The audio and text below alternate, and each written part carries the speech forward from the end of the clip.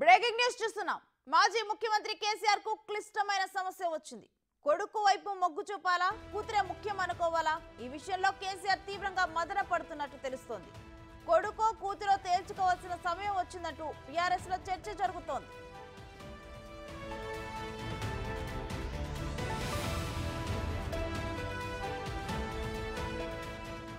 BRS ను బీజేపీలో విలీనం చేస్తారంటూ జరుగుతున్న చర్చ వెనుక ఆసక్తికర కోణాలు వెలుగు చూస్తున్నాయి. ఒకవైపు 120 రోజులుగా తిహార్ జైల్లో కేసీఆర్ కూతురు కవిత మగ్గిపోతోంది. ఆమెను బయటకు తెచ్చేందుకు కేసీఆర్ విశ్వ ప్రయత్నాలు చేస్తున్నారు.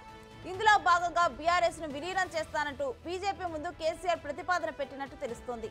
వారం రోజుల పాటు ఢిల్లీలోనే ఉండి కేటీఆర్, హరీష్ రావు చర్చలు జరిపారు.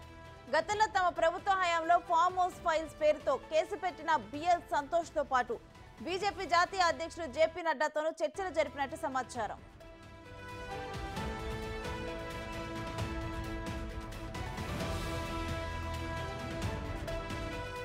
బీజేపీలో బీఆర్ఎస్ విలీనం ఎలా జరగాలో కూడా చర్చల్లో ప్రస్తావన వచ్చినట్టు తెలుస్తోంది. మొదటి దశలో బీజేపీలోకి బీఆర్ఎస్ రాజ్యసభ సభ్యులను పంపిస్తారు. త్వరలోనే చేరికలంటూ బీజేపీ పెద్దల నుంచి సంకేతాలు వెళ్లాయి. వారం రోజుల్లోనే పూర్తవుతుందంటూ ఢిల్లీ సర్కిల్లో చర్చ జరుగుతోంది. మరి కూతురు కోసం పార్టీని, కొడుకు కేటీఆర్ భవిష్యత్తును కేసీఆర్ త్యాగం చేస్తారా? ఇదే అసలు ప్రశ్న. ఎందుకంటే బీఆర్ఎస్ ను బీజేపీలో విలీనం చేస్తే కేటీఆర్ రాజకీయ భవిష్యత్తు ముగిసినట్లే అంటున్నారు ఆ పార్టీ నేతలు. వర్కింగ్ ప్రెసిడెంట్ గా ఇంతకాలం బీఆర్ఎస్ లో తిరుగులేని అధికారం చెలాయించారు కేటీఆర్. తాను ఎంత చెబితే అంత. బీజేపీలో విలీనమై బీఆర్ఎస్ కనుమరుగైతే కేటీఆర్ తెరమరుగవుతారా? కుమారుడి రాజకీయ భవిష్యత్తు కోసం కూతురు కవితతో బంధాన్ని కేసీఆర్ తెంచుకుంటారా? కూతురుని తిహార్ జైలుకే పరిమితం చేస్తారా?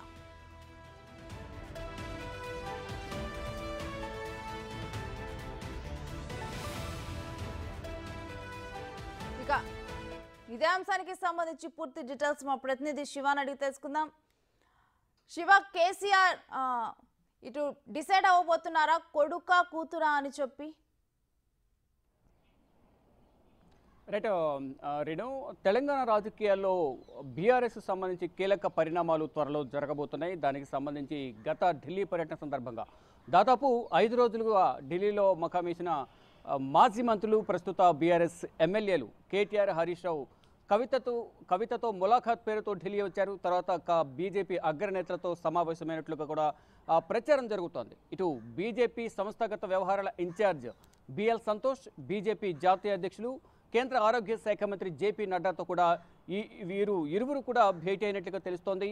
పలు కీలక అంశాలపై వీరు నిర్ణయాలు తీసుకున్నట్లుగా, కొన్ని ప్రతిపాదనలు బీజేపీ ముందు ఈ ఇరువురు నేతలు ఉంచినట్లుగా తెలుస్తుంది. దానికి సంబంధించి వారు కూడా కొన్ని కండిషన్స్ పెట్టి కండిషన్స్ అప్లై అన్నట్లుగా కూడా కొన్ని కీలక నిర్ణయాలు తీసుకున్నట్లుగా తెలుస్తుంది. దానిలో భాగంగానే గత కొన్ని రోజులుగా ఏదైతే ప్రచారం జరుగుతుందో బీజేపీ బీఆర్ఎస్ రెండు ఒకటే, బీఆర్ఎస్ బీజేపీ బీ టీమ్ అంటే కూడా ప్రధానంగా ప్రచారం జరుగుతుంది తెలంగాణ రాజకీయాల్లో. ఇటు అసెంబ్లీ ఎన్నికల నుంచి తర్వాత రీసెంట్గా జరిగిన లోక్సభ ఎన్నికల్లో కూడా ఆ బీ టీమ్ అనేది ప్రధానంగా అక్కడ తేటతెల్లమైంది. ఎక్కడైతే బీజేపీ వీక్గా ఉందో అక్కడ బీఆర్ఎస్ సపోర్ట్ చేయడం వల్ల ఆయా నియోజకవర్గాల్లో బీజేపీ విజయం సాధించింది. దాదాపు 8 లోక్సభ నియోజకవర్గాల్లో ఇండైరెక్ట్గా ఇంటర్నల్ సపోర్ట్తో మ్యూచువల్ అండర్స్టాండింగ్తో 8 లోక్సభ స్థానాలను బీజేపీ సాధించింది. ఇది బీజేపీ బీఆర్ఎస్ ఇద్దరి సమన్వయంతోనే జరిగింది. లోక్సభ ఎన్నికల్లో సహకారంతోనేది ప్రధానంగా అందరూ కూడా గుర్తించారు. దానిలో భాగంగా దాన్ని బలం చేకూర్చే విధంగా కూడా రీసెంట్గా జరుగుతున్న కొన్ని పరిణామాలైతే అందరినీ ఆసక్తి నెలకొల్పుతున్నాయి. అంటే కవితతో ములాఖాత్ కావడానికి ఢిల్లీ వచ్చామని కేటీఆర్, హరీష్ రావు మీడియాతో సమావేశం ఏర్పాటు చేశారు. అంటే 4 రోజుల తర్వాత సమావేశాన్ని ఏర్పాటు